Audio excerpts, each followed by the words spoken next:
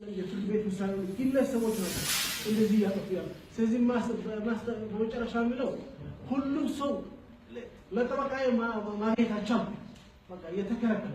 ሌላው ደግሞ ይቅርታ ክቡር ፍርድ ቤት ሁሉም ኢትዮጵያዊ በተደመረበት ጊዜ እኛ ለአገር የሰራን ለዚህ አገር ኢትዮጵያዊ የሚል ቃል የመጠናከር ስራ የሰራው ሰው ነው።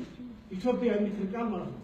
ጥንካሬ እንድትኖር እንድታልፍና ለወደፊቱ ዓላማው እንድትሳካ በሀገር ውስጥ በውጭ ሀገር በፌደራል በክልል የሰራው ሰው ነውና አንድ ተጠርጣሪ መብት ያገኘው ታዲያ የአንድ ተጠርጣሪ መብት ያገኘው ታዲያ የዚህ ምስክር ፌደራል መንግስት ነው ኢህአዴግ ነው ሁሉም ሰው ምስክር ነው። ኢትዮጵያን ለማጠናከር የሰራው ሰው ነው።